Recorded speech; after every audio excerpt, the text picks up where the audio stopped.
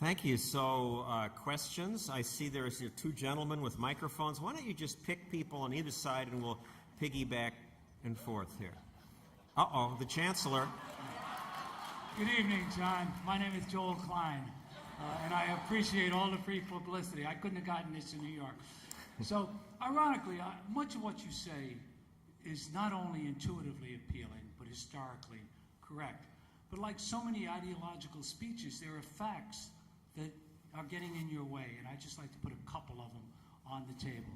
Back when I went to school, and they had international tests, and the schools were run as a public monopoly, America was at the top of the heap.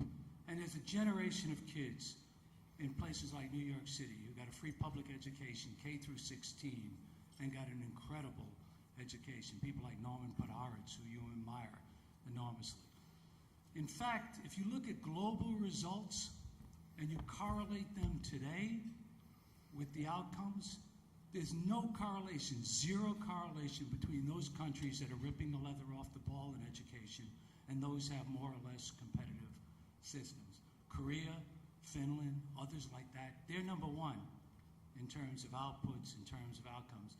And yet you say, well, the experiments are too small in America. But in fact, Milwaukee's been running an experiment as a city for 15 years. That is a complete experiment. And while I applaud the experiment and want to learn from it, the results hardly support the conclusions that you've so brazenly supported here tonight. How do you deal with all of those facts? Okay, well, last first. Milwaukee, it's true, it's not impressive. On the other hand, the scores are up in the private schools and the public schools. Math, well, but they're learning more than they were learning, presumably, under a simple government system. Also, it's not critical mass. It's not like all the kids in Milwaukee have the money attached to the kids. It's only a small group of poor kids. And your point about kids used to do much better, you did when you went to your public school, and so did so many in New York City. But it takes time for government monopolies to decay. It took 70 years for the Soviet Union to fail. At the beginning, you get the eager beavers who go in, and people like Joel and Mayor Bloomberg. It's like the people who went to serve in the Peace Corps, and they were terrific, and they did terrific work. But then the institution sets in. Then you have to deal with this, and it can never do as well as the private sector because this changes once a year, once every 4 years. The private sector is a million changes changing every second to serve people better, and you get better results. So that's my answer. And the Finland and Korea distinction, I have not studied that, so I'm embarrassed I do not have an answer to that. So. Hello, I'm Sonia Jones. I'm the Director of Labor Policy at Evergreen Freedom Foundation out of Washington. Thank goodness, a friendlier questioner. I gave a presentation earlier today calling for more transparency for teacher unions as a mere stepping stone in education reform. I was chastised by a member of the Florida Education Association for suggesting that they might be a barrier to education reform. What say you? I say unions are well-intended. They're going to help those workers, but then they set rules that are a barrier to all forms of innovation and reform. It's why Toyota beats GM. And they were helping those General Motors workers, but change became tougher and tougher, and eventually they couldn't compete with the people who were on the balls of their feet. Whoever has the mic over here? Yes? Mr. Stossel, let me try to maybe suggest something that might help. Having visited a lot of very successful schools, they all follow the same pattern, just like successful businesses. There is a school culture so that when the student comes into the school, he knows that he's there to learn. There is control of the classroom. There is empowered principals, and the principals empower their teachers. So my suggestion is scrap the system, take the money, right down to the principal level, give them the money and the authority to educate the students, test for results. Those CEOs or principals who are not producing are changed out. What do you think? Well, I think this happens automatically if you attach the money to the kids. I assume it's presumptuous of me or for any of you to decide that what schools need is discipline or this particular curriculum. There's the debate that Sal Stern started saying choice hasn't gotten us enough. You need this kind of curriculum. But I don't think any of us is smart enough to know what that is. The people who, it's the wisdom of crowds who can decide that. And the parents will quickly learn where Johnny gets the best education. And if there's a market, if the money is attached to the students. Yes, whoever's over here. Mr. Stossel, I want to thank you very much for those things that you've done. I want to assure you that you're not the only individual that has discussed this issue.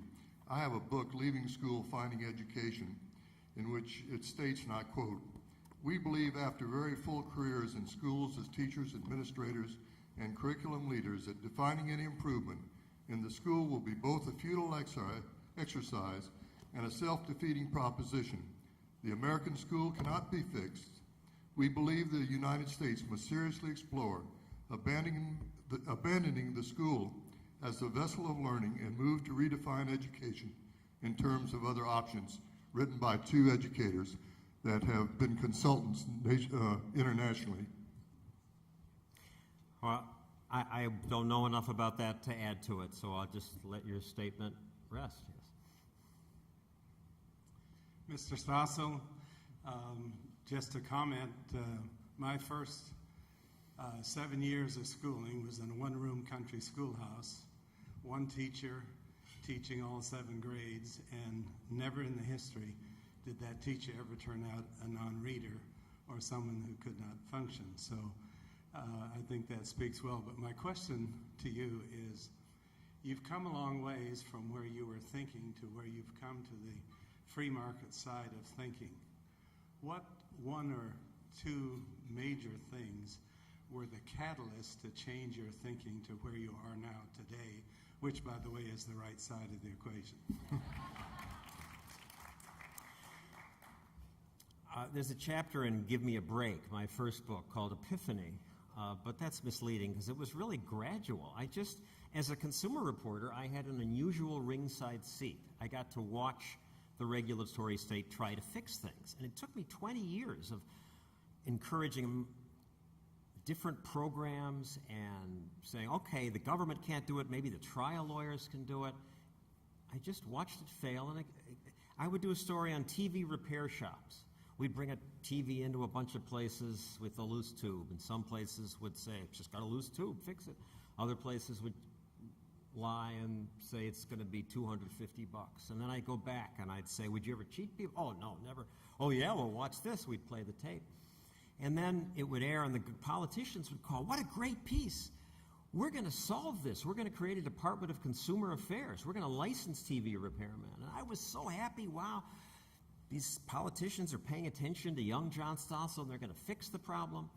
But because I stayed on the beat, 5 years later, I saw all this created was a new bureaucracy, and they didn't even do stings like I did. They just sat on their butts and registered people, and that added costs to everyone. The immigrant businesses on the margins might have to break the law or raise their prices to compete. It never worked. And then I discovered Adam Smith and Reason Magazine, Milton Friedman, and I thought, this is what I'm seeing in real life, and the free market works better. You need government. I mean, the worst places to live are the places that don't have enough government. The African country where you're afraid to build a factory because your neighbor may steal what you make, or the dictator may take the whole factory. You need limited government. That's the genius of the founders. But then we're better off if government leaves us alone. Yes, whoever's over on this side? No, I just can't see that well with the lights. Over here, last question, yes. Or Hello. comment or criticism. My name is Louise Smith, and I'm with Florida Child, and I give information and assistance to Florida families about educational options. And I speak to several parents daily, and I help parents with school choice, like with our VPK, where it's universal, and you just have to be 4 years old and be a Florida resident to use the program, and then other programs like McKay that are specialized where you have to have a disability, et cetera, et cetera. I see our programs, more families asking for help than are eligible for help. So what do you think about parent empowerment and helping education in general in Florida? Well, I don't profess to understand or know much about the particular Florida politics. I know you have the McKay scholarships, and people said, well, if you have a free market in education or anything approaching that, no one will help the special needs kids. They won't want those in those schools. And here the government assigned a certain price depending on the special need, and private schools compete to serve those kids, which I now understand is threatened by a lawsuit. The mothers I talked to whose kids were in that program were in tears, saying, my kids used to hate to go to school, now they like going to school. Competition is not intuitive. Somebody in the show said competition isn't for children. The truth is competition makes everything better, and thank you for fighting for that. Good night.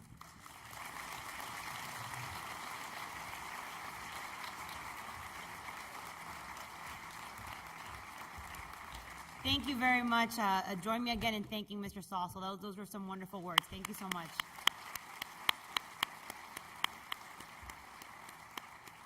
That concludes our program, but Mr. Stossel will be outside in the lobby signing books for the next 30 minutes or so please take advantage of that.